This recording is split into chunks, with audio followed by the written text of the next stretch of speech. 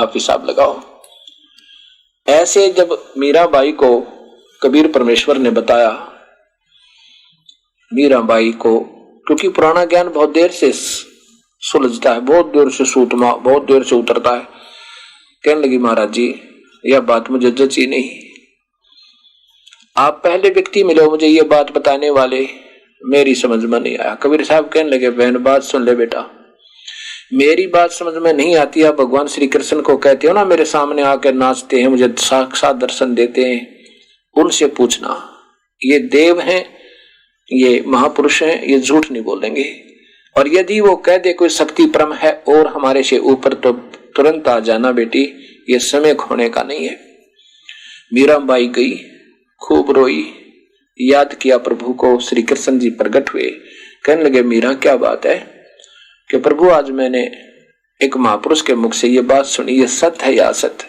क्या आपसे भी कोई ऊपर शक्ति है? ये देव झूठ नहीं बोले। कोई मंत्री को कोई पूछे, एक प्रांत के मंत्री को, स्टेट मिनिस्टर को कोई पूछे कि आप प्रधान, आपसे ऊपर भी कोई शक्ति है, वो झूठ नहीं बोलेगा। वो कहेगा हाँ मेरे से ऊपर तो मुख्यमंत्री है, और मुख्यमंत्री से ऊपर प्रधानमंत्री है, प्रधानमंत्री से ऊपर राष्ट्रपति है। वो कभी झूठ नहीं बोला करते। ये तो हम ही अनजानपने में, अपने अनजानों में ही व्याख्या गलत करते रहते हैं। तो श्री कृष्ण जी ने बताया कि बहुत प्रबल शक्ति ऊपर है, लेकिन वो मिले नहीं मीरा।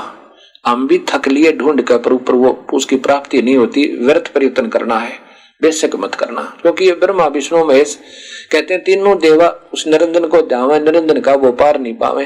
ये हजारों हजारों वर्ष बैठ के थक लिए बेचारे। वो काल का ये अनुत्तम घटिया सिद्धांत है, वो किसी के सामने आता है नहीं, अपने पुत्रों से भी गुप्त रहता है। मीराबाई को यह बात समझ में आ गई। जब भगवान कह रहे हैं कि मेरे से ऊपर शक्ति है पर वो मिला नहीं, और ये कह रहे हैं हम उसको उससे भी ऊपर वाले को मिलाते हैं जो पूर्ण ब्रह्म है। वो काल है, वो अव्यक्त रहता है तो आकार में, अव्यक्त का अर्थ होता है जो वास्तव में जो का तो वहां जहां पर वो है ऐसा सामने नहीं आता, बस इसको अव्यक्त कहते हैं। फिर हम उसको बेचून निराकार की संज्ञा दे दी। मीराबाई को धक्का लगा। अगले दिन आ गई, जब भगवान कह रहे ऊपर शक्ति है, इससे मतलब इनसे और शक्तिशाली शक्तियां हैं। आई तो कबीर साहब के पास आई, कहने लगी भगवान मुझे उपदेश दे दो, मेरा तो सारा भ्रम हट गया। कबीर साहब ने सोचा कि ये ठाकुरों की लड़की है और जात पात में जरूर उलझ रही होगी, कि ऐसा ना हो ये देख लेते हैं कहीं ये जात पात में को महत्व तो नहीं देती है, इसको जातीय अभिमान तो नहीं है या कोई आत्मज्ञान भी है। कही कि मीराबाई आप वो रविदास से नाम ले लो, रविदास जी इस लड़की को उपदेश दे दो। अब मीराबाई जब रविदास जी के पास की, रविदास जी ने कहा मीराबाई ने कि गुरुदेव ऋषिवर मुझे, हे संत जी मुझे उपदेश दे दो। अब रविदास जी ने कहा कि मीरा मुझे वैसे नाम देने का आदेश नहीं है प्रभु की, गुरुदेव की तरफ से, पर अब था, लेकिन अब उन्होंने आदेश दे दिया तो मैं नाम दे दूंगा। पर एक बात सुन ले, आप हो ठाकुरों की लड़की और मैं हूं चमार जाति का। उस समय छुआछूत चरम सीमा पर थी। और रविदास जी ने कहा कि मीराबाई देख लो, आप रानी भी हो और साथ में उच्च जाति की ठाकुरानी भी हो, और मैं चमार हूं, और कल को ना चरमकार हूं, कल को कोई आपकी मजाक करेगा और फिर आपके हृदय में हीनता आ गई ना, फिर गुरु शिष्य का नाता नहीं रहेगा। मीराबाई हाथ जोड़कर कहने लगी, हे ऋषिवर आप मेरे पिता, मैं आपकी बेटी, मैंने इस संसार को आग नहीं लगानी। आज मैं दो दिन की मेहमान हूं, आज मैं ठकुरानी हूं, कल कुतिया बनूंगी। हे परमेश्वर आप मेरे पिता, मैं आपकी बेटी, मन उपदेश दे दो। तब रविदास जी को कबीर साहब ने कहा, रविदास नाम दे दे इस लड़की को, ये तो बहुत ही योग्य है। प्रथम मंत्र रविदास जी ने दिया। और फिर उसके बाद कबीर साहब ने, कुछ दिनों के बाद मीराबाई शरीर त्याग, वहां से घर त्याग गई और वृंदावन पहुंच गई। वहां जाकर कबीर साहब फिर मिले उनको कि बेटी अब तू पूरा नाम ले। फिर सतनाम दिया, कुछ दिनों के बाद फिर उसको सतनाम दिया, और फिर वो मीराबाई एक पत्थर की मूर्ति में समा गई। ये कहानी मीराबाई की थी। अर्जुन सर्जुन से कहा कि नादान अब तुम्हारी मुक्ति नहीं हो सकती मेरे शरीर, इस शरीर तक, और जाओ बनो गधे, तुम गुरु को सलाह देते हो। अब वो पुण्य आत्मा थी, समझदार थे। उसी समय चरणों में गिर गए, अक्षमा याचना की, बहुत रोए फूट फूट कर, प्रभु हमारे से गलती होगी। कबीर साहब कहते हैं जब तो मैं तुम्हें भगवान नजर आऊं था, जब दुनिया के दुख दूर हुआ करते, अब क्या भगवान बदल गया? तुम्हारी बुद्धि मलिन होगी, किसी ने तुम्हारा अंतःकरण खराब कर दिया। अब जैसे शीशा होता, मिरर जो दर्पण, उसमें हमारा अगर वो ठीक है ना दर्पण, तो हमारा चेहरा ज्यों का त्यों दिखेगा जैसा है। और यदि उसमें कुछ मलिनता आ जावे, अंदर नीचे से उसका कुछ खराबी आ जावे, तो ये मुख जो है टेढ़ा मेढ़ा दिखाई दिया करे। मुख वैसा ही है लेकिन वो दर्पण खराब हो गया। ऐसे ही जब अंतःकरण जीव का मलिन हो जाता है, उसको वो परमात्मा तो संत भी बुरे लगा करें। तो अब तुम्हारी मुक्ति इस शरीर से यूं नहीं हो सकती, क्योंकि तुमने अब वो भाव बन नहीं सकता जो पहले श्रद्धा थी। अब दोनों बहुत रोए, फूट फूट कर रोए प्रभु, क्योंकि उनको याद आ गया कि सत्संग में सुना करते कि ना जाने ये मनुष्य शरीर फिर प्राप्त हो ना हो, कब होए, और फिर पूरे संत मिले ना मिले, या सत भक्ति मिले ना मिले। इस सब बातों का विचार करके बहुत रोए, बहुत रोए, रुदन मचा दिया कि प्रभु हमारा कल्याण करो, दया करो दाता, हम पापियों पर गलती होगी दाता, हमारे जचत नहीं थी, हमें यकीन तो नहीं हो रहा था, लेकिन 1 ने 2 ने 10 ने 100 ने यही प्रमाण दिया दाता, बुद्धिहीन जीव हमारे में कमी आई जाती है, आप तो जानी जान हो, बख्शनहार हो, दयालु हो, हमारा कल्याण करो मेरे दाता। कबीर साहब ने कहा भाई ठीक है, इस शरीर से तो तुम मुक्त नहीं हो सकते, चाहे कितनी बात बनाओ, चाहे अब मुझे तुम कुछ नहीं, वो स्थिति में नहीं जान सकते, उस लेवल में नहीं समझ सकते। और जब तक गुरु में पूरी श्रद्धा भगवान के तुल्य नहीं होगी तो जीव मुक्त नहीं हो सकता। तब कबीर साहब ने कहा भी ठीक है, कुछ वर्षों के बाद मैं फिर कहीं प्रकट होऊंगा और वहां पर अपनी कोई पुण्य आत्मा, कोई संत तैयार करूंगा, उस प्यारी आत्मा से तुम उपदेश ले लेना, फिर तुम्हारी मुक्ति हो जाएगी। और मैं दिल्ली से 30 किलोमीटर 30 मील की दूरी पर पश्चिम में कहीं भी आ सकता हूं। फिर वो कहते हैं प्रभु आप कब आओगे? अभी समय लगेगा, सदियों बाद आऊंगा। सदियों बाद आओगे दाता? ए मालिक फिर हमारा उद्धार कैसे होगा? ए परमात्मा तब तक हमारा शरीर नहीं रहेगा। कबीर साहब ने कहा कि ये मेरी रजा होगी, तुम्हारा शरीर लगभग 200-250 वर्ष तक रहेगा। तो इस प्रकार जब वो काफी वृद्ध हो गए, उनकी आयु अर्जुन सर्जुन की उस समय 20-25 वर्ष की थी, 20-22 वर्ष की। और जब कबीर साहब ने आकर मिले उनको, यानी गरीबदास जी को मिले छुटानी में, उस समय गरीबदास जी 10 वर्ष के हो चुके थे। कबीर साहब ने मगहर में सहशरीर जाने की एक लीला की थी सन 1518 में, विक्रमी संवत 1575 में। और फिर गरीबदास जी का छुड़ानी में आदरणीय गरीबदास जी का जो आविर्भाव हुआ विक्रमी संवत 1774 अर्थात सन 1717 में। और कबीर साहब का मिलन उनको खेतों में, नला खेत में, कबलाना साइड गांव है वहां, कबलाना उसकी सीमा के पास, छुडानी की सीमा में, विक्रमी संवत सन 1784 में, विक्रमी संवत 1784 में, सन 1727 में कबीर परमेश्वर सतलोक से सह शरीर आए और वहां गरीबदास जी को दर्शन दिया और फिर उनको सतलोक लेकर गए। फिर उनकी आत्मा को वापस भेज दिया, अपना सारी व्यवस्था बता के फिर उसमें अपनी भक्ति प्रवेश कर दी। उस 10 वर्ष के जब गरीबदास जी हो चुके थे, 11 वर्ष के, तब आकर 10 वर्ष के को तो उपदेश देने का आदेश हो गया था कबीर साहब से। अब जब वो 11 वर्ष के गरीबदास जी हो गए थे, तब अर्जुन सर्जुन को स्वप्न में कबीर परमेश्वर दिखाई दिए। उसमें अर्जुन सर्जुन, यह हरियाणा के एक सोनीपत जिला है, उसमें खरखोदा एक सब तहसील है। खरखोदा से आगे, खरखोदा से पहले रोहतक के बीच में एक हमायूंपुर गांव आता, छोटा सा। उस हमायूंपुर गांव में वो अर्जुन सरजुन आकर रहने लगे थे। उनका शरीर बहुत पुराना हो गया था, बहुत बूढ़े हो गए थे।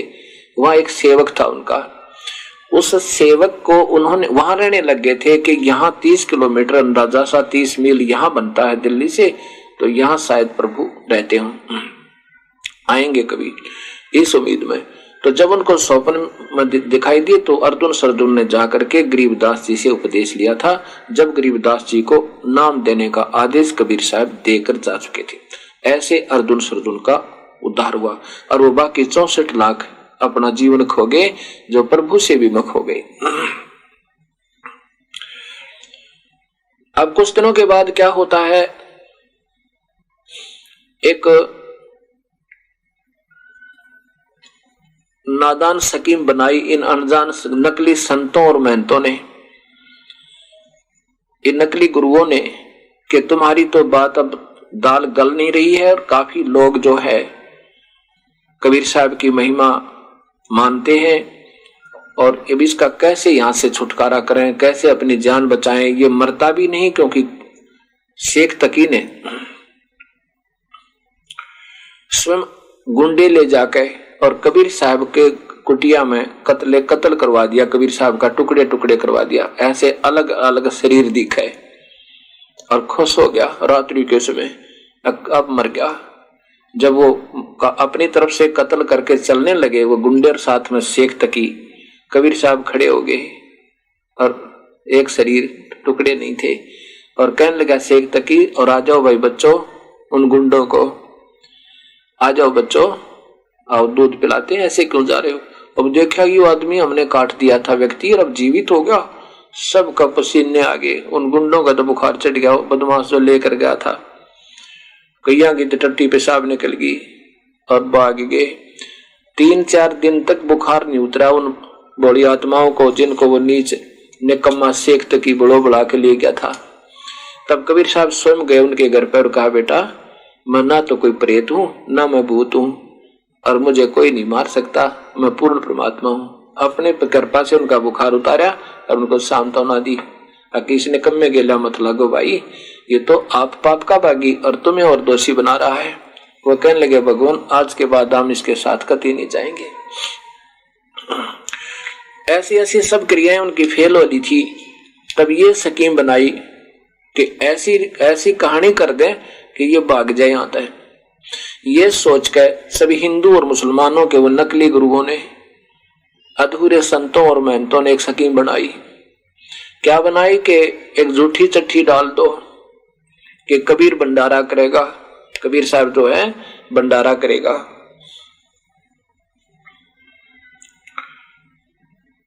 अब सब कबीर साहब के नाम तक चिट्ठियां डाल दी दूर दूर संतों और महंतों को, राम व्यक्तियों को, गांव के गांवों को, कि सभी भोजन पाने आना, 3 दिन का भंडारा है और सबको एक तो दोहर दी जाएगी। दोहर एक बहुत अच्छा लोई हुआ करती, काबल पंजाबी में उसे भूरी कहते हैं। एक एक दोहर देगा, लोई देगा और साथ में सरफी देगा विदाई में।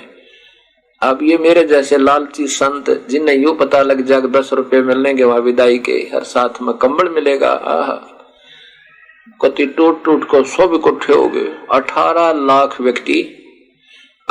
लाख व्यक्ति वहां पर उस निश्चित दिन को पहुंच गए। सुबह सुबह, कुछ शाम ना दिए कुछ सुबह। अब रविदास जी और कबीर साहब ज्यादातर एकत्र रहते थे। जब रविदास जी अपने घर से बाहर घूमने के लिए, निपटने के लिए जाता है, जंगल पानी जाता है, तो रास्ते में देखो जहां देखो वहां तक संत साधु भक्त बहुत ज्यादा आए हुए। अब उन संतों से, उन नकली संतों से, आए हुए अतिथियों से रविदास जी ने पूछा कि महात्मा जी आज कैसे आए हो, कोई समागम है क्या? वो कहने लगे, अरे काशी वालों, तुम कौन सी दुनिया में रहते हो, तुम्हें मालूम नहीं और हम इतनी दूर से आ गए हैं। अरे यहाँ आज से भंडारा प्रारंभ है। कौन करेगा भंडारा? रविदास जी ने पूछा। उन आगंतुकों ने बताया, उन महापुरुषों ने बताया कि कबीर जुलाहा काशी वाला। रविदास ने पूछा कौन कबीर? अरे वो नीरू का पुत्र कबीर। क्या? रविदास जी ने पूछा क्या तुम्हारे पास कोई संदेशा गया है? अरे हाँ देखो, सबने पत्र दिखाए, चिट्ठियां दिखाई कि उनका नाम लिखा है, नीरू पुत्र कबीर पुत्र नीरू जुलाहा, और 3 दिन का समागम लिखा है, और साथ में दोहर असरफी देगा, 3 दिन का भंडारा लिखा है। तुम्हें नहीं मालूम काशी वालों? अब रविदास जी कहा कि निपटन जाते, भूल के जंगल पानी जाना भी वापस आ गए। आके कबीर साहब की झोपड़ी में पहुंचे और कहा प्रभु एक महाराज जी, आज तो अपना काशी छूटेगी, अब तो काशी छूटेगी अपनी। कबीर साहब ने कहा क्या बात होगी रविदास जी, सुबह सुबह इतने मायूस क्यों हो रहे हो? तब सारा हाल बताया कि ना जाने कितनी दुनिया आ रही, 18 लाख व्यक्ति बतावें, और सबके पास चिट्ठी है, दाता झूठी चिट्ठी डाल रखी है निकम्या ने आपके नाम तय, और दाता बात बिगड़ गई। कबीर साहब कहने लगे रविदास भाई कोई बात ना, ये तो जैसे है ऐसा ही करेंगे, आप आजा बैठ जा भी अंदर, और अंदर से कुंडी लगा ले और बाहर मत निकलना, और रात्रि के समय ना मैं तो अपने बच्चों को लेकर और अपने चला जाऊंगा यहाँ से, माता पिता को लेके। मुंह बोले बच्चे थे कबीर साहब के, अपने बच्चे नहीं थे, एक लड़की और एक लड़के को मुर्दे को जीवित किया था, उनको फिर अपने पुत्र और पुत्री के रूप में उनकी परवरिश और भक्ति प्रदान की थी, और साथ में मुंह बोले माता पिता थे कबीर साहब के, अपने कोई जन्म नहीं था उनका किसी माता है। वो नीरू और नीमा को कबीर साहब स्वयं आकर के अपने सतलोक थे एक बालक का रूप बनाकर कमल के फूल पर मिले थे। कबीर साहब कहने लगे अभी रात ने ना निकल जाएंगे, और दिन में कोई आएगा तो दरवाजा नहीं खोलेंगे, वो चले जाएंगे। रविदास जी भी बैठ गए, कबीर साहब भी बैठ गए, और कबीर साहब ने ऐसे लीला की अपना ध्यान लगाने की, वहां तो शरीर ध्यान लगाए दिखे, और कबीर साहब पहुंचे अपने सतलोक में, और सतलोक में जाकर कहा कि संदेश भेज दिया वहां पे कि कुछ भोजन सामान तैयार करो। जब कबीर साहब स्वयं पहुंचे उससे पहले तो वहां कहते हैं असंख्य बॉडी, असंख्य बैलों के ऊपर, और ये बने बनाए थैलों में बने बनाए भोजन, कचौरी पकौड़ी सब, आटा सब कुछ वहां पर, घी मक्खन तेज पुंज का भर दिया। तो कबीर साहब ने जाकर वहां पहुंचे तो उन्होंने कहा वहां के संतों ने, वहां की आत्माओं ने कि प्रभु आपके आदेश से ये सब तैयार कर रखा है, ले जाओ कबीर भगवान, जितने चाहो उतने ले जाओ। कबीर साहब ने कहा कि 9 लाख बैलों के ऊपर एक बोरे भर के, थैले भर के सब सामान के और भेज दो, और साथ में बंजारे, वही सतलोक की आत्मा बंजारे बनकाई, वही सतलोक की आत्मा बैल बने, कबीर साहब की शक्ति था। और वहां आप स्वयं कबीर परमेश्वर एक केशव नाम का बंजारा बन गया, केशव नाम रख लिया, दूसरा रूप बना के वहां काशी के चौपड़ के बाजार में आकर और तंबू ला दिए, सफेद सफेद तंबू, सब जगह उनमें सामान ला दिया, पाड़ की पाड़ पड़ी है ना, ऊंचे ऊंचे ढेर के ढेर पूरियों के, कचौड़ियों के, फिर माठ के माठ भरे सब्जियों के, खीर के, हलवे के, बर्फी, लड्डू, जलेबी, क्या बात कही, और भंडारा शुरू कर दिया। और उधर कबीर साहब अपनी झोपड़ी में रविदास जी के साथ बैठे हैं, अंदर से कुंडी ला के। एक पत्र सिकंदर लोधी दिल्ली के बादशाह के पास भी डाल दिया उन नकली संतों और महंतों ने कि अब पता लग जाएगा वो भगवान कहा करता, अल्लाह कहता था कि अल्लाह स्वयं आया है, ये अल्लाह की जात है। उधर से सिकंदर लोधी और साथ में वो धार्मिक गुरु तो शेख तकी तो साथ रहा ही करता था, वो भी चल पड़े, काशी पहुंच गए। अब जहां पर केशव बंजारा अपने तंबू में बैठा था कबीर परमेश्वर अन्य रूप बना के, तो वहां कोई पूछता था उससे कि आप कौन हो, कैसे आए हो, कबीर क्या लगता है तेरा? तो वो केशव बंजारा कहता है कि मेरा कबीर साहब, मेरा केशव नाम है, मैं एक बंजारा हूं और कबीर साहब मेरे पगड़ी बदले आ रहे हैं, दोस्त हैं। उन्होंने मेरे पास पत्र भेजा था कि आप कुछ सामान लेते आइएगा, एक छोटा सा भंडारा करना है। अब ये सुने कि जहां पर 18 लाख व्यक्ति भोजन पा रहे हो और उसको तो ये छोटा सा भंडारा कह रही है, ये परमात्मा। अब शेख तकी का तो ने देखा ना कि वहां पे भंडारा जोर शोर तो चल रहा है, बड़े प्यार थे और जय जयकार हो रही कबीर परमेश्वर की। जो खावे अमृत सतलोक के भोजन में न्यारा आनंद आवे, उस अमृत से बने हुए अमृत जैसे भोजन से। और नो कहे ऐसा भंडारा हमने जिंदगी में कभी नहीं खाया था। और जय हो उस कबीर की, कौन है वो कबीर ऐसा, उसके दर्शन तो हो जाए। वैसे भंडारा दिया और सबको असरफी और दोहर दे करके वो केशव बंजारा विदा कर रहा है। अब शेख तकी पर तो गढ़ों पानी गिर गया। वो सोच कर रहा था कि भाग गया होगा, वो काशी में नहीं मिलेगा कबीर। ये जो महिमा के भूखे संत और महंत होते हैं, न मरना मंजूर, ये अब भी आ जाना कबीर परमात्मा या गरीबदास जी, ये नहीं मान सकते। और तो मान जाएंगे बेचारी भोली आत्मा। जो महंत पद पे और संत पद पे, गुरु पद पे बैठ गया दूरे, वो नहीं मान्या करते। और मानना उनने चाहिए पहले, ताकि वो पाप के भागी ना हुए, अन्य समाज भी समझ जा। और अब तो बुद्धिजीवी हैं, समझदार भक्तात्मा हैं, सोचना चाहिए इस बात को। और यही तो कमजोरियां हमें सेधती रहती हैं। जब मालिक आता है या अपना कोई सत्य संदेश वाहक तैयार करता है, अपना कोई मेरे जैसा दास को आज्ञा देता है अपनी महिमा गाने की, उस समय यही बाधक बन जाते हैं। इन भोली आत्माओं को सत मार्ग पर नहीं आने देते, ये दोनों दोषी होते हैं। ऐसे कबीर साहब को फेल किया, ऐसे गरीबदास जी को फेल किया नादान महंतों और संतों ने, अधूरे गुरुओं ने। और नहीं तो अब से पहले जब स्वयं गरीबदास जी आए थे, सारी दुनिया सतूर के चरणों में होती, और कबीर साहब आए थे तो सारी दुनिया एक रस होती। लेकिन ये नकली वक्त के जो प्रभुता के भूखे जो संत होते हैं, ये इस बात ने कति बिगाड़ा करें और ये प्रभु के दोषी होते हैं।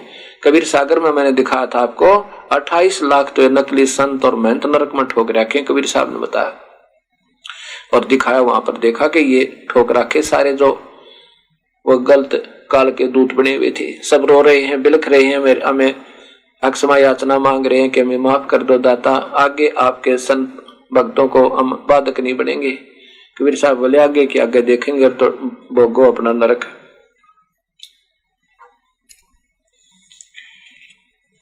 अब तो हम अपनी महिमा के कारण नहीं मानेंगे, क्योंकि हमने यहाँ पर एक अस्थायी महिमा मिली हुई है संत महंत बनकर नकली। और फिर देखियो क्या हाल होगा अपने साथ में। ये है कबीर सागर।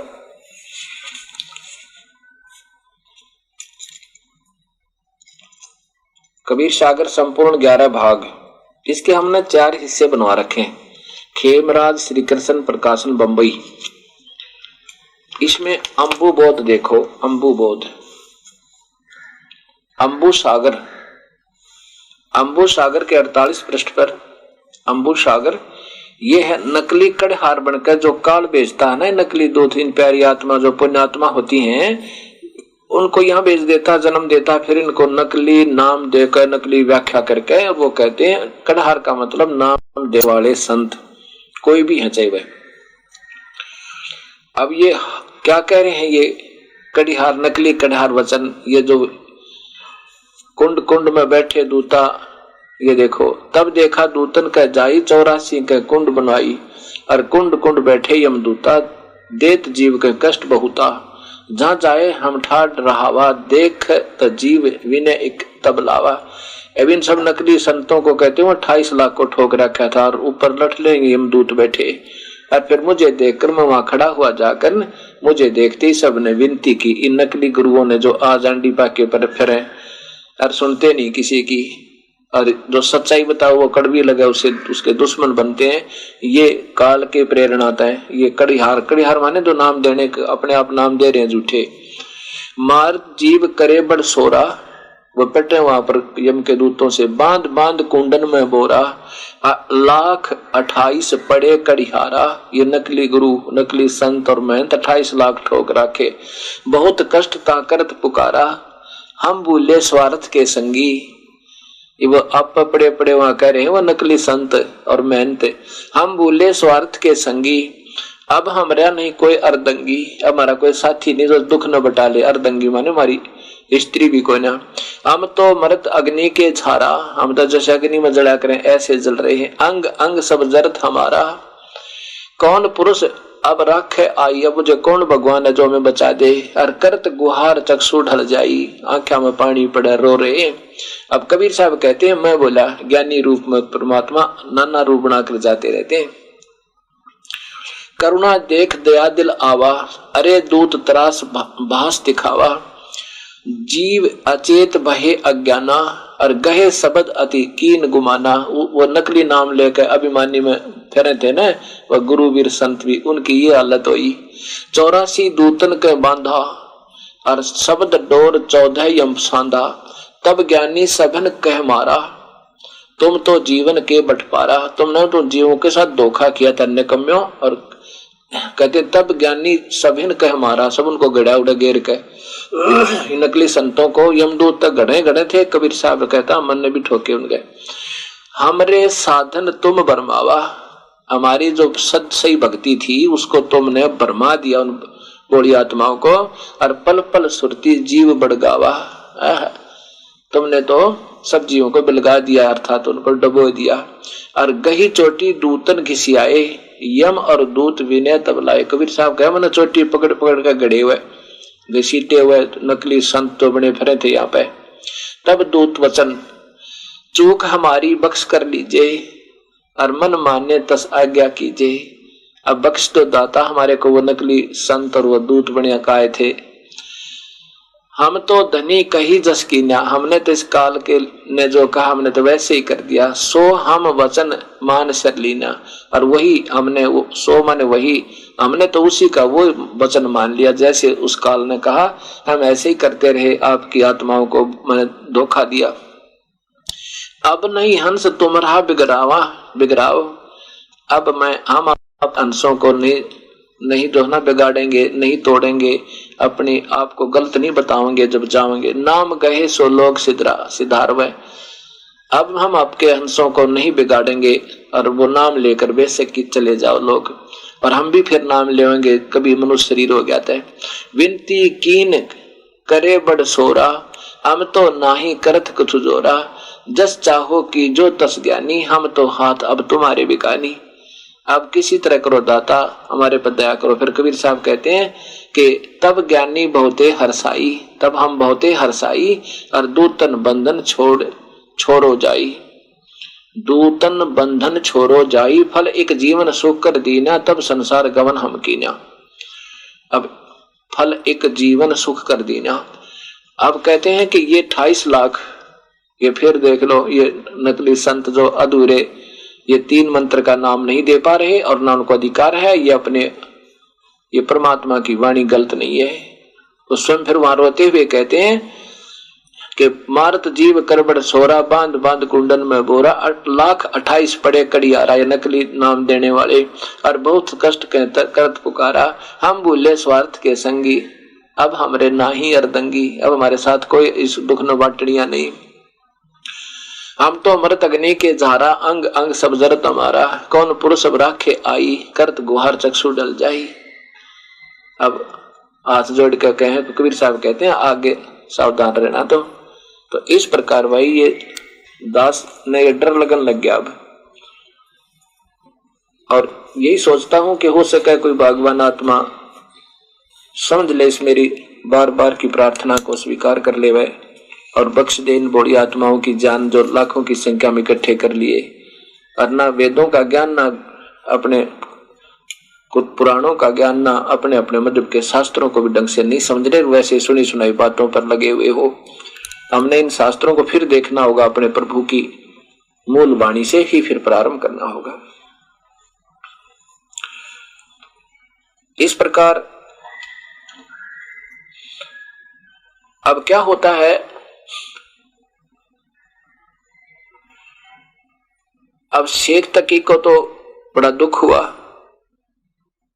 सिकंदर लोधी ने कबीर परमेश्वर जो केशव रूप में वहां बैठे थे तंबू में, उससे पूछा, आप कौन हो साहब, यहाँ क्यों नहीं आए, कहाँ है साहब कबीर साहब। केशव बंजारे रूप में प्रभु बोले कि जो उसका दास जो यहां बैठा है, मालिक ने दुखी होने की कोई आवश्यकता नहीं, मैं उनका पगड़ी बदलियार हूं, वो मेरे दोस्त हैं। उन्होंने एक संदेशा भेजा था, एक पत्र भेजा था कि एक भंडारा करना है छोटा सा, कुछ सामान लेते आइएगा, और उसका दास यहां बैठा है, वो क्यों कष्ट करे, वो तो अपनी झोपड़ी में है। सिकंदर लोधी ने आंखों में जल भर गया, ए परमात्मा, देख बुद्धिहीन लोगों ने किसा जुल्म किया होगा मेरे मालिक के साथ, और कहा कि मैं तो कबीर साहब के दर्शन करके आता हूं। अब शेख तकी की तो जैसे बहुत जो है ना बदनामी होती दिखी, और उसने तो जैसे गढ़ों पानी पड़ गया, बहुत दुखी हो गया, आंखें टेढ़ी आंखें कर ली। सिकंदर लोधी से कहने लगा, मैं नहीं जाऊंगा तेरे साथ। सिकंदर लोधी बोला, ठीक है पीर जी, आप विश्राम कर लो। सिकंदर लोधी हाथी पर बैठकर, हजारों सैनिक बॉडीगार्ड उनके साथ, और कहां पहुंचा, कबीर परमेश्वर की झोपड़ी पे, जहां कबीर साहब और रविदास जी और कमाल और कमाली सब अंदर अपना कुंडी लाए बैठे। अब जाके क्वाड़ खटखड़ाए सिकंदर लोधी ने जब दरवाजा खटखटाया, रविदास जी ने कहा कि प्रभु लगता है वो यहां भी आ गए। कबीर साहब बोले कि बस दरवाजा मत खोलना, बोलना नहीं, अपने आप चले जाएंगे दरवाजा पीट के। दूसरी बार फिर खटखटाया और कहा, परवरदिगार दरवाजा खोलो, परवरदिगार दरवाजा खोलो, मैं सिकंदर लोधी आया हूं, आपके दर्शन करना चाहता हूं। कबीर साहब ने कहा कि हे राजन, हे बादशाह सिकंदर, मैं दरवाजा नहीं खोलूं, मेरे साथ इन लोगों ने बहुत बदतमीजियां की हैं। आज इन्होंने झूठी चिट्ठी डाल रखी है कि कबीर भंडारा करेगा और 18 लाख व्यक्ति आए हुए हैं, और मेरे पास तो अपने परिवार का ही भोजन मुश्किल से आहार मेरे पास उपलब्ध है, और दाता मैं तो आज रात्रि में निकल जाऊंगा अपने सारे परिवार को लेकर, ये मुझे जीने नहीं देंगे दाता यहाँ पे। सिकंदर लोधी कहता, परवरदिगार एक बार दरवाजा खोल दो, आप मुझे नहीं बहका सकते, ए दाता मैं तो आपसे बहुत परिचित हो चुका हूं, देखो तो आपने कैसा रंग लगा रखा है वहां पर, और कैसा भंडारा लग रहा है दाता, एक बार दर्शन तो दे दो आपके दास को। ऐसा जब कहा सिकंदर लोधी ने, तो कबीर साहब ने कहा, रविदास दरवाजा खोल दे। दरवाजा खोलते ही सिकंदर लोधी ने दंडवत प्रणाम किया समेत मुकुट के,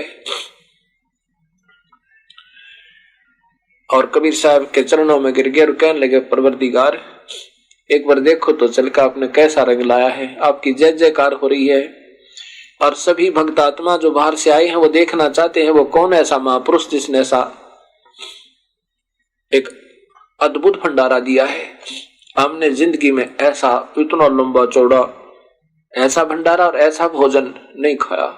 आपके दर्शन को ललायित हो रहे हैं, आपके दर्शनाभिलाषी आंखें फाड़ फाड़ कर देख रहे हैं, आपकी जय जयकार हो रही है, एक बार उनको दर्शन दे दो मेरे परवरदिगार। कबीर साहब सिकंदर की प्रार्थना पर खड़े हुए, और ज्यों ही झोपड़ी से बाहर आए तो आसमान ते फूलों की वर्षा हुई, परम पिता पे आसमान ते फूल अपने आप ने सुगंधित फूल वर्षे, और रविदास जी ऐसे चौर करते जा रहे हैं अपने कबीर परमेश्वर पे।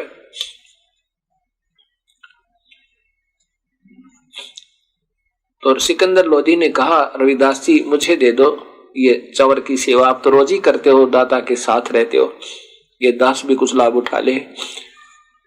सिकंदर लोधी ने कबीर साहब को और रविदास जी को हाथी के ऊपर बैठाया हाथी में, कि एक अंबारी होती है हाथी के ऊपर, एक बेडरूम सा बना होता है, खिड़की का, पहले लकड़ी का बना होता था, उसमें राजा लोग चलते थे। चारों तरफ से वो खिड़की खुल जाती थी, उसका दरवाजे ओपन हो जाते थे, ऊपर को ऐसे उठ जाते थे और उसको ऊपर बांध दिया करते, और बिल्कुल चारों तरफ से खाली दिखाई देता था, उनके फ्रेम फ्रेम रह जाते थे। राजा ने चारों तरफ से वो खिड़की खुलवा दी और स्वयं कबीर साहब के पास बैठकर उनके ऊपर चवर कर रहे हैं, और कबीर साहब बैठकर चल रहे हैं, सारे बाजार में घुमा दिए। अब सब पूछे ये कौन है, ये कौन है, कि ये कबीर है। ये पीछे कौन है जो चवर कर रहा है, ये दिल्ली के बादशाह सिकंदर लोधी है, यही तो है वो कबीर जिसने भंडारा किया, ये वो कबीर है, दुल्हा कबीर। अब सब जयकार कर देखे डी ठाठा गए।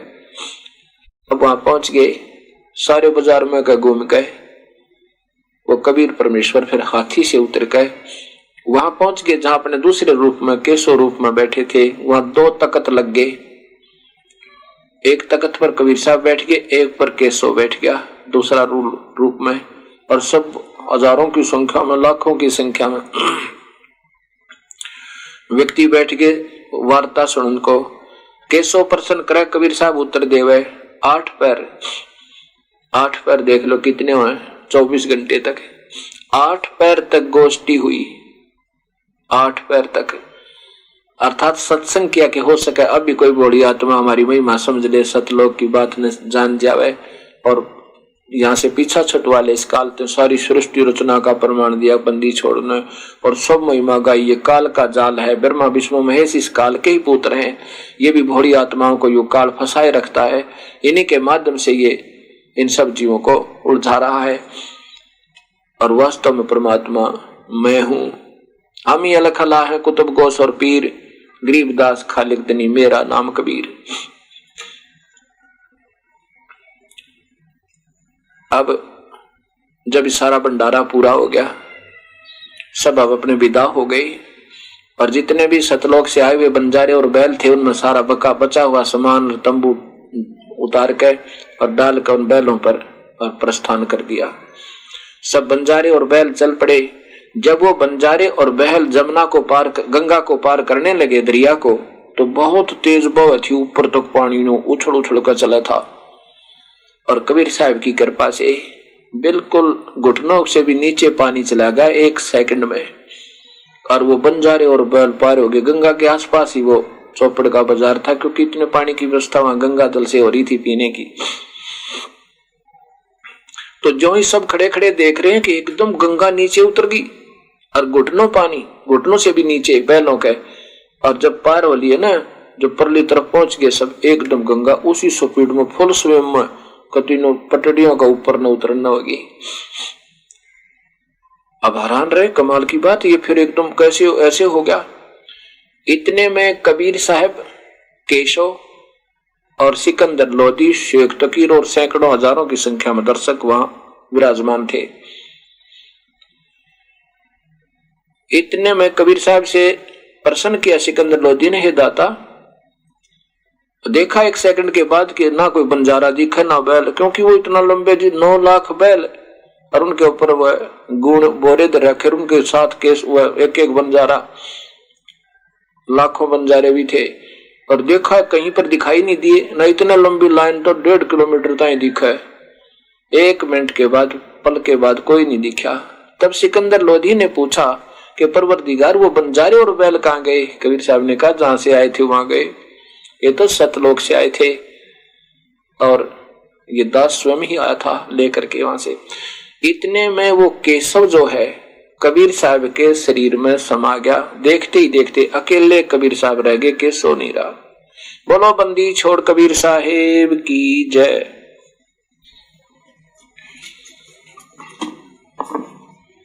अब ये बातें सुनकर शेख तकी का फिर और ईर्षा बढ़ गई। अब गरीबदास जी कबीर साहब की प्यारी आत्मा ये बताना चाहे कि जो बुद्धिहीन नीच व्यक्ति होते हैं, जो थोड़ी सी प्रभुता पाकर और अपने मेहनताई पद पर आकर प्रभु को भी नहीं स्वीकार कर सकते, यदि प्रभु भी आ जाए ना उनके सामने कि मैं भगवान हूं, और तुम बेटा अच्छी तरह भक्ति करो। लेकिन ये वर्तमान में या प्रभुता जीव की छूटे नहीं, और इसके छूटे बिना भगवान मिले नहीं। शेख तकी ने क्या कहा कि ऐसे ऐसे भंडारे हम 100 कर दें। क्या किया इसने? महोत्सा किया है। इस कबीर ने महोत्सा किया है।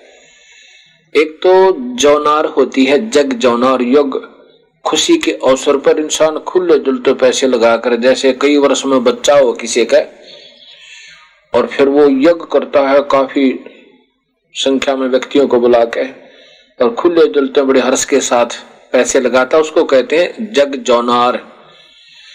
और कोई किसी के द्वारा कहा गया, जैसे कार्य करो, कार्य करते हैं, महोत्सा होता है जो मजबूरी में किया जावे, किसी के कहते हैं कि तुम ऐसे कर दो नहीं तो तुम्हें हानि होगी, वो महोत्सा कहलाता है। तो उसमें इंसान मनसा मार कर क्या करता है और कोई खुशी से नहीं करता। तो शेख तकी ने कहा कि इसने तो महोत्सा किया है, और जो पुण्य आत्मा थी, जो भगवान आत्मा थी, अच्छी आत्माएं थी, उच्च आत्माएं, साधु संत वृत्ति के व्यक्ति थे, वो कहते थे भाई कमाल किया है, बहुत ही अच्छा भंडारा किया, ऐसा तो हमने कभी देखा ही नहीं, भाई जग जौनार की है। तो गरीबदास जी कहते हैं कोई कहे जग जौनार की और कोई कहे महोत्सा, ये बड़े बड़ाई करते हैं भाई, गाली का डोछा। जो स्वयं महान होते हैं वह दूसरे की प्रशंसा कर सकते हैं यदि करने योग्य है तो, और जो स्वयं तुच्छ होते हैं, ओछे होते हैं, अधूरे होते हैं, और महिमा उनकी अनजान व्यक्तियों में ज्यादा हो जाती है, वो ओछे बताए, वो दूसरे की प्रशंसा नहीं कर सकते, वो तो गाली निकालते हैं। वो तो कहते हैं ये क्या जाने, ये तो अनपढ़ है, ये कोई संत थोड़ा ही है। कोई कहे जग जौनार करी, कोई कहे महोत्सा, बड़े बड़ाई करते हैं भाई, गाली काटे ओछा।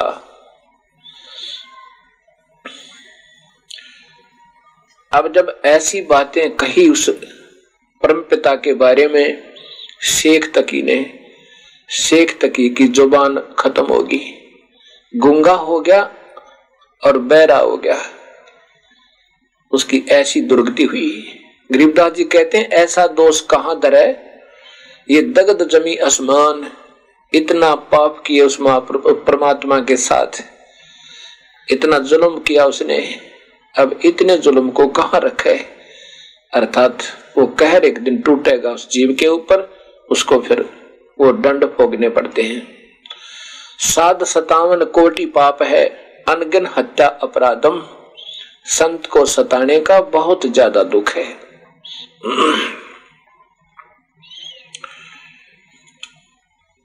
कबीर साहब सच्चाई बताया करते थे, और उस समय के वर्तमान महंत और गुरुदेव उन प्यारी आत्माओं को, भोली आत्माओं को फिर गुमराह किया करते, कहते ये झूठ बोलता, क्या जाने ये गंवार, ये कबीर जुलाहा, ये कोई शास्त्र थोड़ा है जानता, हमने तो विद्याएं पढ़ी हैं, हम काशी विद्यापीठ में पढ़ कर आए हैं, कहीं नहीं लिखा पितरों को मत पूजो, कहीं नहीं लिखा भूत मत पूजो, श्राद्ध मत निकालो, कहीं नहीं लिखा कि देवी देवताओं की पूजा मत करो, झूठ बोलता है ये। और अब तो समाज सियाना है, एजुकेटेड है, हिंदी में सरलार्थ हमारे पास शास्त्र उपलब्ध है। अब देखिएगा गीता जी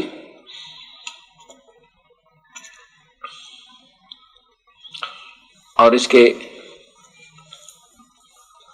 अध्याय नंबर 9 के श्लोक नंबर 25 में, उसमें लिखा कि भूत पूजने वाले भूतों को प्राप्त होंगे, अर्थात भूत बनेंगे, और पितर पूजने वाले पितरों के पास जाएंगे, अर्थात पितर बनेंगे, पितरों के पास जाएंगे तो पितर बनेंगे, भूतों को प्राप्त होंगे तो भूत बनेंगे, और देवी देवताओं के पास जाएंगे तो देवी देवता के पुजारी, देवी देवता नहीं उनके भी नौकर बनेंगे। ये देखिएगा अध्याय नंबर 9 और इधर ये श्लोक नंबर 25। देवताओं को पूजने वाले देवताओं को प्राप्त होते हैं, पितरों को पूजने वाले पितरों को अर्थात पितर बन जाते हैं, और भूतों को पूजने वाले भूतों को प्राप्त होते हैं।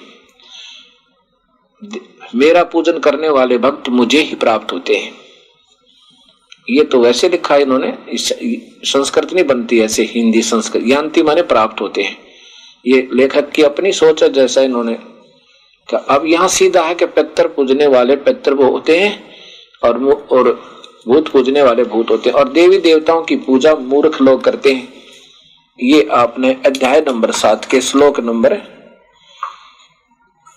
15 से लेकर 20 तक 24 तक आपने देखा, 23 तक।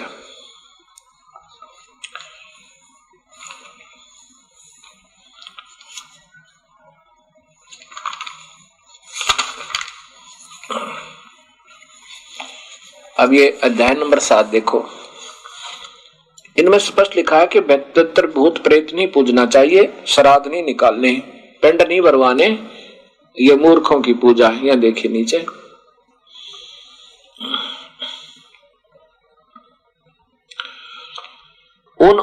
ये 20 नंबर श्लोक है। ये 12-13 से चला आ रहा है, 13, 14, 15 और फिर उसके बाद 20 पर आ जाता है। उन भोगों की कामना जिनके द्वारा जिनका ज्ञान हरा जा चुका है, वे अपने स्वभाव से प्रेरित होकर उस नियम के धारण करके अन्य देवता, इस संस्कृत भी सीधी बताती है, अन्य देवताओं की पूजा करते हैं। देव माने भगवान,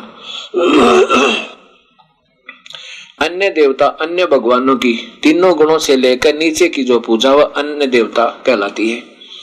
तो इसमें पूजा करते हैं, और इसमें ये लिखा कि ये जो जिसकी पूजा करता है उस बुद्धि को मैं ही वहां सेट किए रखता हूं, भगवान काल कह रहा है।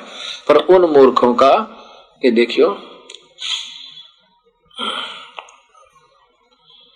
जो काम भक्त जिस देवता के स्वरूप को श्रद्धा से पूजना चाहता है, उस भक्त की श्रद्धा को उस देवता में मैं ही स्थिर रखता हूं। आगे देखना, वह व्यक्ति उस श्रद्धा से युक्त होकर उस देवता का पूजन करता है और उस देवता से मेरे द्वारा ही विधान किए हुए इच्छित भोगों को निसंदेह प्राप्त करता है। अब जैसे आगे आओ, यहां देखो, अब काल भगवान कहता है कि मैंने जैसे छोटा मोटी शक्ति इनको दे रखी देवताओं को, और ये अक्षिणिक लाभ है। अब ये 23 नंबर में देखो, अध्याय नंबर 7 का 23 नंबर है। इसमें स्पष्ट कर दिया कि परंतु उन अल्प बुद्धि वालों का यह फल नाशवान है। इन मूर्खों का वो नाशवान फल है, वो नहीं पूजने चाहिए। देवताओं को पूजने वाले देवताओं को प्राप्त होते हैं, और मेरा भक्त ये जैसे भी चाहे भजे, ये इसकी अपनी सोच है, जैसे नहीं शास्त्र अनुकूल भजे भक्ति करे, मेरा भक्त मुझे ही प्राप्त होते हैं।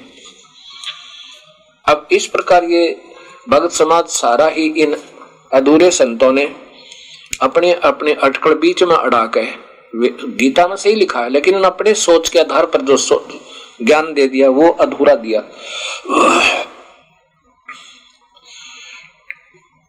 कबीर साहब ये सत्य बताया करते, परंतु इस अनजान संतों ने उनको स्वीकार नहीं होने दिया, और उसका परिणाम ये हो गया कि समाज इतना भक्तिहीन हो चुका है कि सच्चाई को स्वीकार करता ही नहीं।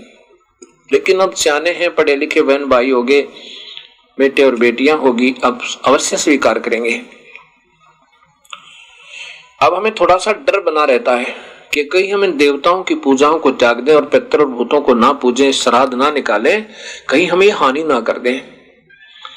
इनके पूजते पूजते परिवार विनाश हुए आपको दिखा देता हूं, बिल्कुल सर्वनाश हुआ दिखा दूं तो। और इनको त्यागने से प्रभु साथ हो जाएगा, पूर्ण परमात्मा, जो हमारे कर्मों के दंड को भी काट सकता है। फिर हानि नहीं हो सकती, ज्यादा होनी हो थोड़े में होगी। जैसे कबीर साहब कहते हैं, संत शरण में आने से आई टले बला, जय मस्तिष्क में सूली हो फिर काटे में टल जा। पूरे संत की शरण में आने से आने वाली बला टल जाती है।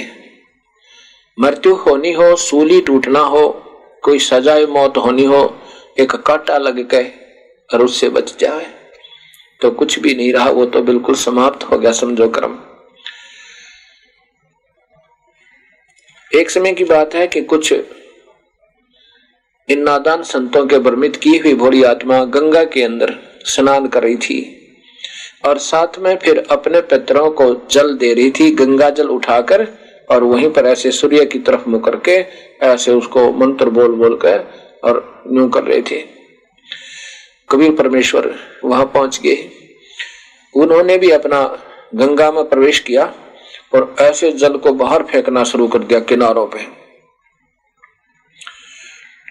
जो वो भक्तात्मा पितरों को जल दे रहे थे, सूर्य को पानी दे रहे थे, जल दे रहे थे, उन्होंने देखा कि ये पागल क्या कर रहा है। कहने लगे, ओ जुलाहा कबीर, तू क्या कर रहा है?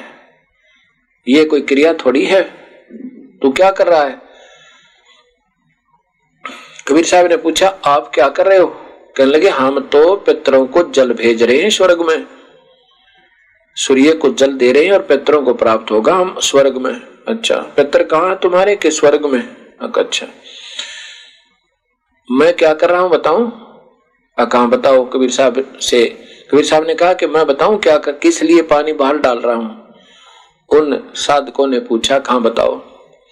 यहां मैंने अपने आंगन में एक छोटा सा बगीचा बीजा है और उसकी सिंचाई कर रहा हूं, ऐसे करके। वो हंसे, फिर कहने लगे, ओ बुद्धू, ये पानी तो सारा यही है और उतनी दूर कैसे जाएगा तेरे बगीचे में? ये तो सारा यही गिर रहा है, वहां कैसे जा सकता है? कबीर साहब ने कहा कि स्वर्ग, ये सूर्य और स्वर्ग इस पृथ्वी से लाखों किलोमीटर दूर है, लाखों कोस दूर है, और जब तुम्हारा ये पृथ्वी पर डाला हुआ जल वो स्वर्ग में पहुंच जाएगा आपके देवताओं के पितरों के पास, तो मेरा तो बगीचा आधा किलोमीटर है, वो तो अवश्य ही पूरा भरा हुआ मिलेगा। तब उनकी बुद्धि माया। कबीर साहब बोले, नादानो, एक बात सुनो, एक तरफ तक कहो तुम्हारे पितर स्वर्ग पहुंच गए, तुम्हारे पूर्वज, और फिर उनको जल भेज रहे। यदि वो स्वर्ग में पहुंच गए तो वहां जल का अभाव नहीं होगा, सीधी सी बात है, और जल का भी अभाव है तो फिर वो स्वर्ग में नहीं है। बात रही सूर्य को जल देने की। अब सूर्य तो सारी गंगा के ऊपर है, क्या तुम्हारे एक लोटे का प्यासा बैठा है क्या? ऐ नादान कहीं के, बेकार रखा तुम्हारे को मूर्ख संतों ने। अब ये बात उनके समझ में आ गई, क्योंकि प्रभु सामने खड़ा और सच्चाई बिल्कुल प्रत्यक्ष है। ये भोली आत्मा तो मान जाती है, पर वो गुरुजी ना मानने दे, तो उन्होंने उसी समय अपनी भूल को स्वीकार किया और नाम ले लिया, अपना कल्याण किया, करवाया। एक समय की बात है, सिकंदर लोधी बनारस गया हुआ था और वो काशी नरेश वीरदेव सिंह बघेल के वहां रुकते थे, क्योंकि दिल्ली के बादशाह बड़े राजा होते थे, महाराज और सम्राट होते थे सारे भारत के, और ये छोटे छोटे राजा बिजली खां पठान तो नवाब थे, और वीर सिंह जो है नरेश राजा थे वहां काशी के, तो राजाओं के पास रुका करते थे। वीरदेव सिंह बघेल के पास रुके हुए थे। तो कबीर साहब और रविदास जी शाम के समय वहां वीर सिंह के मकान पर पहुंच गए। वहां सिकंदर लोधी भी विद्यमान था और साथ में शेख तकी।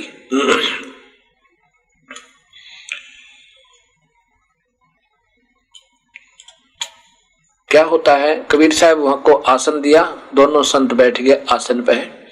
थोड़ी सी देर के बाद कबीर साहब ने अपने पैर पे एक जल का लोटा जो साथ रखा था, अपने पैर पर वो पानी डालने लग गए। सिकंदर लोधी ने पूछा, क्या हो गया परवरदिगार आपके पैर का? कबीर साहब ने कहा कि कुछ नहीं हुआ, जगन्नाथ के मंदिर में एक मेरा सेवक है रामहर्ष पांडा, उसने नाम तो मुझसे ले रखा है, लेकिन वो रोजी रोटी के लिए वहां सेवा कर रहा है बेचारा।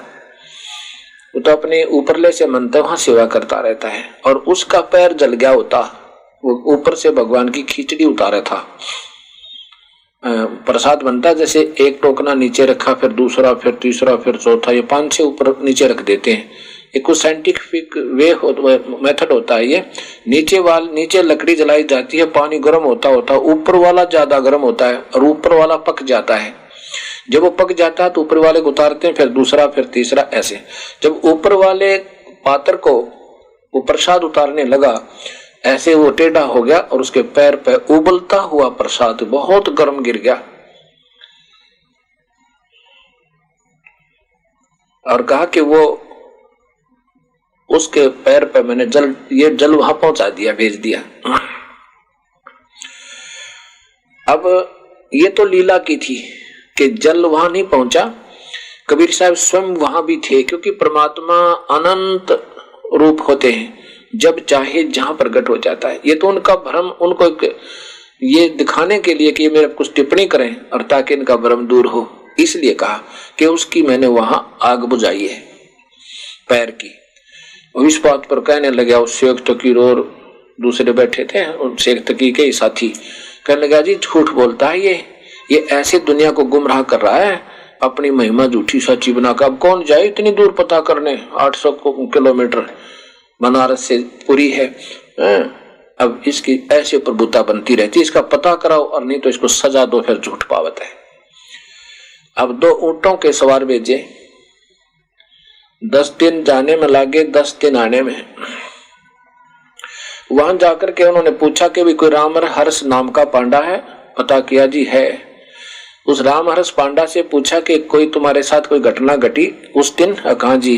क्या हुआ कि मेरे ऐसे में प्रसाद उतार रहा था प्रभु का और मेरे पैर पे उबलता हुआ प्रसाद गिर गया बहुत तेज।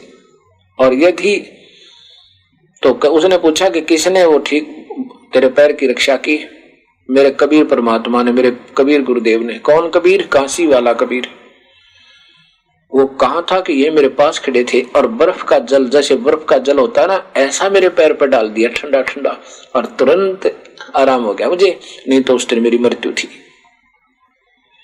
औरों से पूछा उन सिपाहियों ने, सब ने यही बताया कि हम ये उपस्थित थे जब इसने चिल्लाया तो उसी टाइम भाग कर आए सारे। तो वहां पर वो कबीर परमेश्वर कहाँ है? कहाँ था कि यही खड़ा था। वो तो रोज आता है यहाँ पे दर्शन देने के लिए, रोज कहाँ प्रतिदिन आता है। अब पूरी वार्ता लिख के और अंगूठे दस्तक करवा के दोनों सिपाही आगे आकर बताया चौकी तो सत पाई। सिकंदर लोधी ने पैर पकड़े, दाता हम तो बुद्धिहीन जीव हैं, आपके ऊपर विश्वास कर लेते, अब हमारा दृढ़ विश्वास हो गया। कबीर साहब बोले कोई बात नहीं भाई, अब हो गया तो भी तुम्हारा भला है, अच्छा है, ना जाने जब भी ये हमारी बुराई अंधेरा हट जाएगा, ज्ञान अंधेरा वही ठीक है। इस प्रकार कबीर परमेश्वर ने ना जाने कितनी लीला की, पर हम अनजान बहुत हो गए, अनजान बना दिया दूरे ज्ञान ने। अब सच्चाई कहें कोई मानता नहीं, झूठ को स्वीकार किए फिरे। जो झूठ बोलते हैं, शास्त्र के विरुद्ध साधना बता रहे हैं, वो संत तो महान कहलाते हैं, विद्वान कहलाते हैं, और जो सत शास्त्र के अनुसार, हमारे वेदों के अनुसार बताए, उसको कहें तो गंवार है, वैसे झूठ बोल रहे। सच्चों को तो झूठ बतावत और झूठों का एतबार निरंजन धन तेरा दरबार।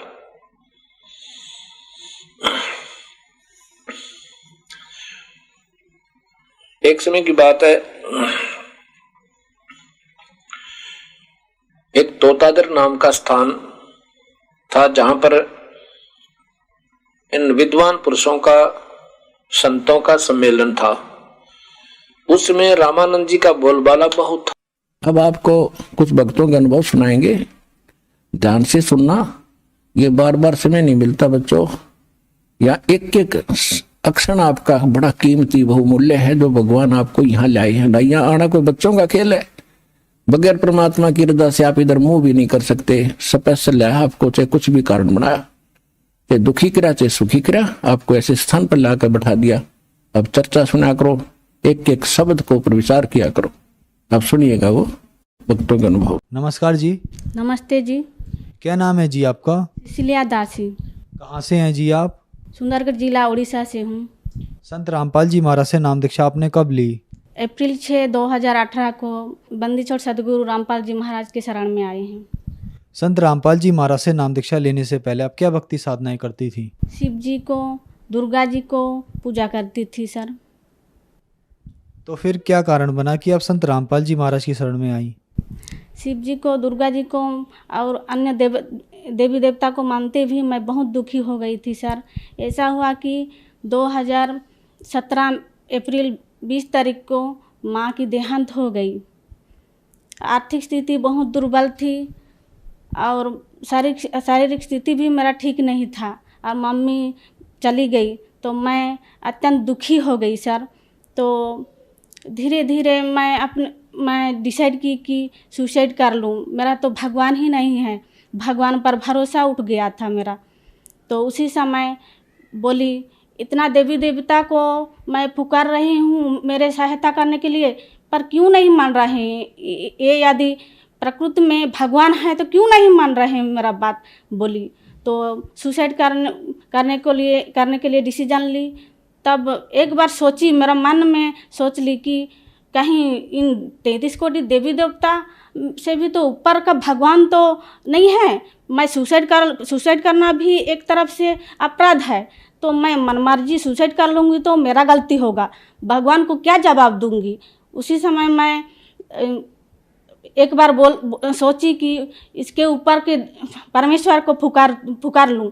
तब मैं पुकार ली, हे भगवान मेरे को सहायता कीजिए, इसके ऊपर क्या और भी भगवान है क्या, परमेश्वर मुझे सहायता कीजिए, नहीं तो 3 दिन के अंदर मैं सुसाइड कर लूँगी। आपके ऊपर मेरा विश्वास नहीं उठ जाएगा और कभी भी विश्वास नहीं करूँगी, ऐसा बोली। तो उस दिन में वैसा पुकारी, रोई कमरे के अंदर। तब रात को ऐसा ही बिना खाए पिए मैं सो गई। तो भगवान ने रात को सपने में परमेश्वर में आए और मुझे अवगत कराए कि बेटा मैं जिंदा हूँ, मैं तुझे ढूंढ रहा हूँ, तू मुझे ढूंढ रही है बोले।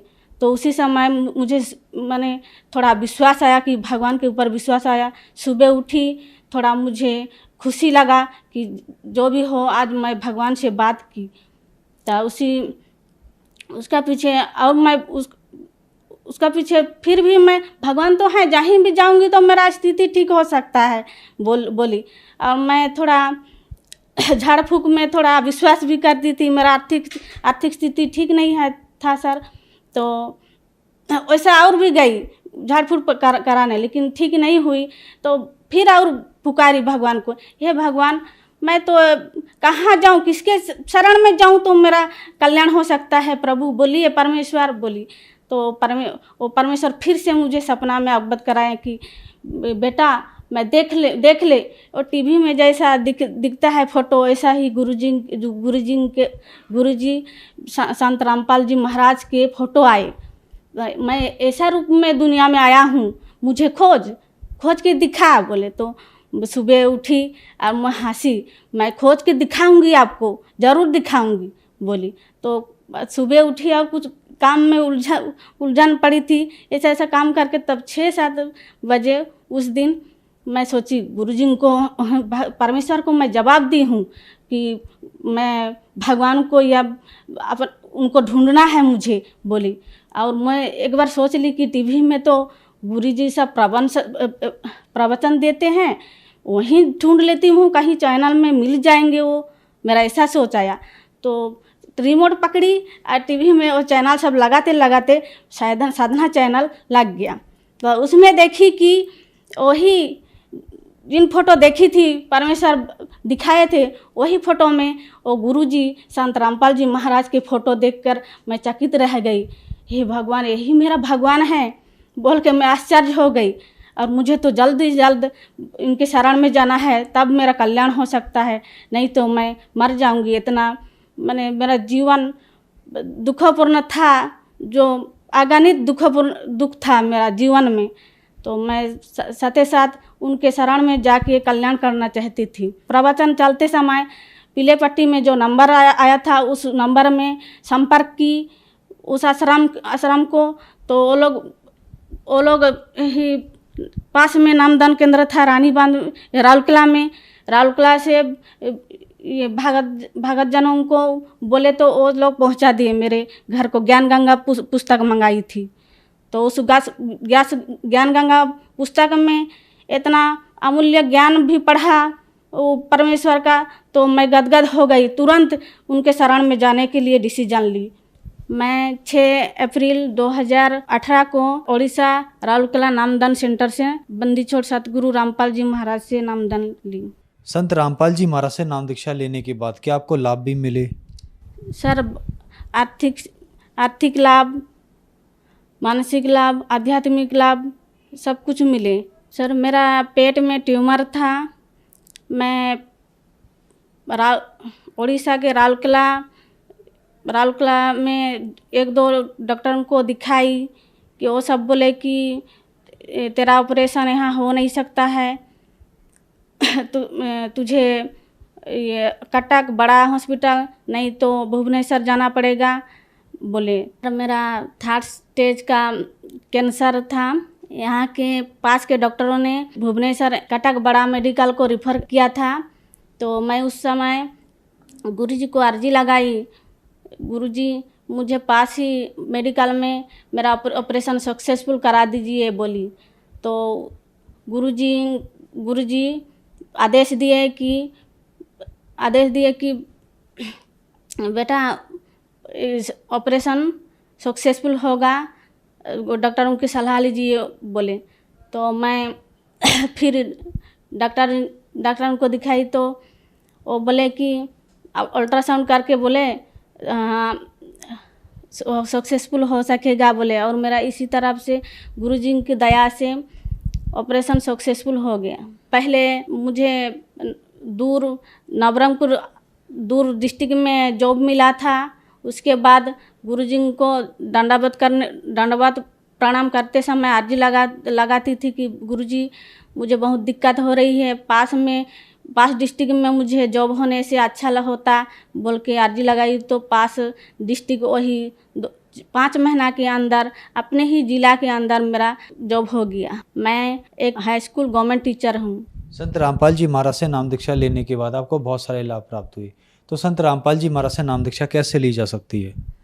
सर अनेक चैनल चलते हैं टीवी पर। प्रवचन चलने के समय एक पीलीपीटी में नंबर आता है, उसी नंबर से संपर्क करने से गुरुजी से नाम दीक्षा ले सकते हैं। धन्यवाद जी। सत साहेब जी।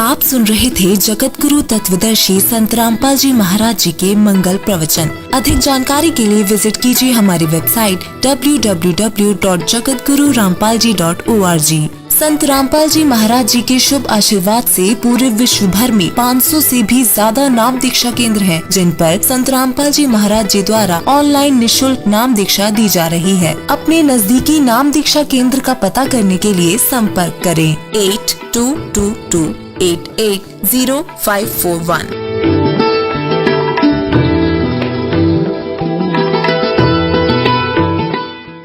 है, कहाँ है, कैसे मिलता है, किसने देखा है।